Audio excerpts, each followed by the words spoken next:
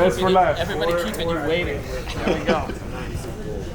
Saving the best for last. That's right. Yes, absolutely. Let me know when we're ready and we'll roll. Good here. All right, welcome back to 5 on the Floor, Miami Heat Media Day. I'm Ethan Skolnick here with Brady Hawk and Alex Salito, and a guy we've been watching play basketball all summer, Pelle Larsson. And I just want to start with this because I was out in Vegas and your summer league team was playing the Celtics, and you nearly brawled during that game. I remember you walking away from walking to the end line away from a fight. You were on the floor 65 times in that game, as you always are.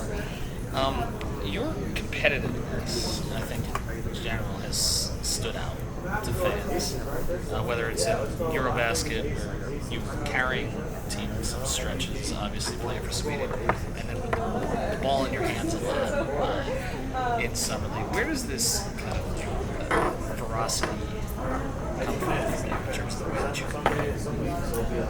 I don't know. It's I'm just competitive. Winning always feels better than losing. So do whatever it takes to feel good, and do whatever it takes to win. So it's always just been about that. So the national team, I had to do some different things that I do here to do it, and same with Summer League. So you got to be adaptable. What were the differences between the Summer League experience and the Eurobasket experience? Obviously, other than the pressure that comes from playing for your country, which we were just talking to Simone, we talked to Nico about that also. But just in terms of the roles that you were filling in Summer League as opposed to what you were doing for Sweden. Yeah, I mean the difference is the basketball is two different worlds. Summer League is complete chaos. You get 10 fouls and everything. Yeah, I always do.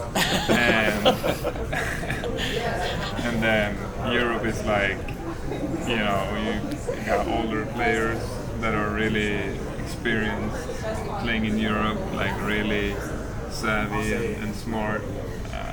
And you can stay in the paint as long as you want on defense and stuff like that. So to begin with, that's pretty different. And then the roles. I mean, I think the Summer League was a good intro to the role I was going to have in Eurobasket, and that's why I was so excited for both to do kind of the same thing with the coaches here and to bring that with me, because obviously the level of the coaching staff and everything around it is so much better in the NBA. It's top notch. So bring that experience to my team and to my country. We obviously saw what you did defensively last year, and you competed on that end. I think the question was, in terms of how much you were going to progress into the rotation, was on the offensive end, and some of the things that we saw you do in Summer League and in Eurobasket, which was, again, running pick and rolls, having the ball in your hands, attacking, and all of that. And now you come to a team that Tyler's not going to be here for, probably the first part of the season. We'll see. Obviously, Norm's going to be integrated. But do you think there are things that you did this season that can be brought into here, either as maybe as a secondary ball handler or things along those lines? Yeah, for sure. I mean, I think right now in NBA you need a secondary, third, fourth, fifth ball handler. That's how the teams in the finals. That's what put them there, and that's where everyone trying to be. So you need multiple guys that can make those plays, and what you saw this summer. That's what I've been working on throughout the whole season, behind the scenes, now when we're not playing games and stuff in workouts, and then I got to keep working on it this summer, and then hopefully it translates into maybe not the same as many reps, of course, but because we have so many other good players here, but to do some of the similar things, that's definitely the goal. One of the common topics today, Tyler was talking earlier about needing the youth, needing athleticism, doing all that type of stuff. Jaime and Nico were talking about playing faster, leading into that. Just how much do you want to do that? Play that style? I know you like to run, get out the floor 100 times, like you said. Just how do you want to lean into that this season? How do you think? They were comparing it to, you said, the finals teams and watching them play, they play that style as well. Just how do you kind of see that style? That's what he said. I think for me it's great. I think it's more similar to European play, kind of making reads on the move and not just having, all right, put this player in this spot and then go to work. Just kind of have more of a concept for the whole team, and it's like basketball is so unpredictable. You can't control it. So like, why try to control it? Just put you guys with the experience to handle any situation that might come up. I'm reminded of some things that were said to Dwayne Wade early in his career about how much he hit the floor. And people told him all the time, it's great, but eventually it's going to catch up with you physically. I've never seen someone on the floor as much as you were. And I know it's all in the name of competition when you finish trying to make plays defensively. Are you ever concerned? Is there ever any hesitation in your mind about sort of the cumulative effect of that? No. I mean, yeah, people have told me, but like I'm not trying.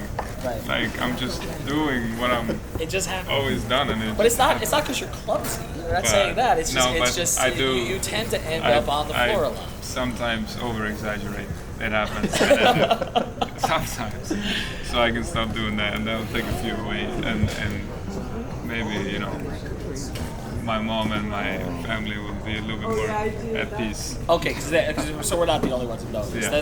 That's good. But there is a fearlessness in the way you play, and the other thing that I pointed out a lot when we talked about you is I remember the first game that you played heavy defensive reps in a regular season game. You were guarding DeMar DeRozan, from what I recall. And after the game, you kind of matter-of-factly said, well, he's going to get some calls or something along those lines. And it's not like you weren't showing respect for him, but you don't have any fear for those type of players. You didn't from the very start as a second-round pick. Where does that come from?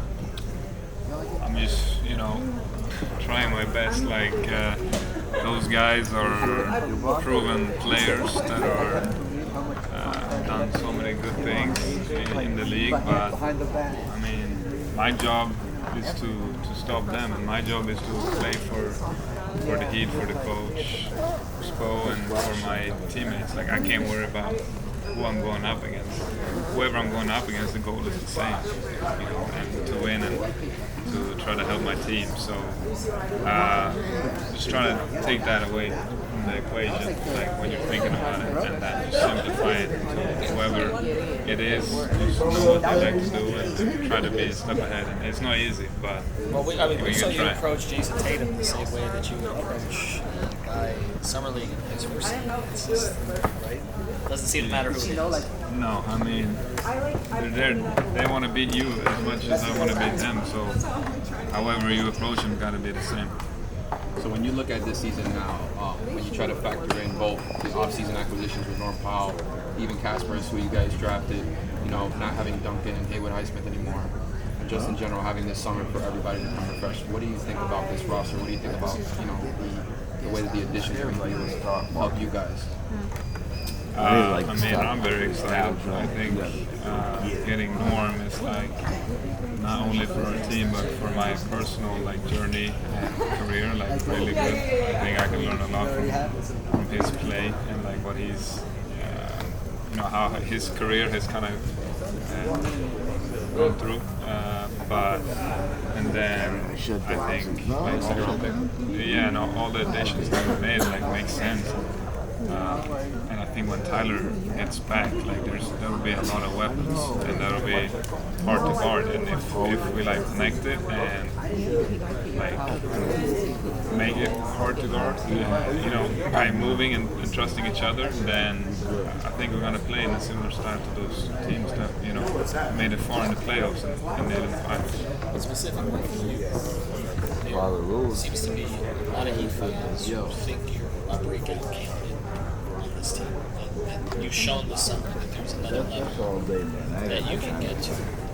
If you set your own goals for the season, where do you want to be at the end of it? I've kind of promised some people and myself to not set any goals or expectations, just because I've only done it for 1 year. It's not like I know everything going into it still. I still have so much that I don't know, and just got to take it as it's my first year and try to prove everything again and go into it with a fresh mind, and but still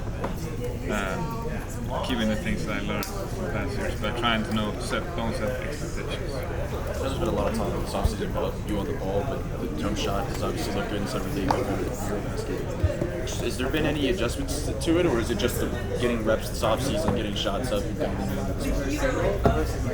I think it's like, I mean, something you're tweaking with the whole time as a player. Like, if you're trying to become a better shooter, you're always like thinking about it a little bit in the workout, like tweaking little things, working with the coaches. And then once the games come, you can't really, you just gotta, trust it, let it fly, whatever. So I've had a lot of game reps this summer, not like in the gym by myself too much, because I've always been with the team the whole summer. So I've had to do that a lot, just not think about it, and it's felt good. So now I'm back here. We got a little bit of time before the season. I can sharpen things up and then just let it fly, be more confident in it going into my second year. Pelle Larsson, appreciate you joining us. I know a lot of people have high expectations for you this season. See where it goes. Thank you, sir. Thank you. Appreciate it. Thank you.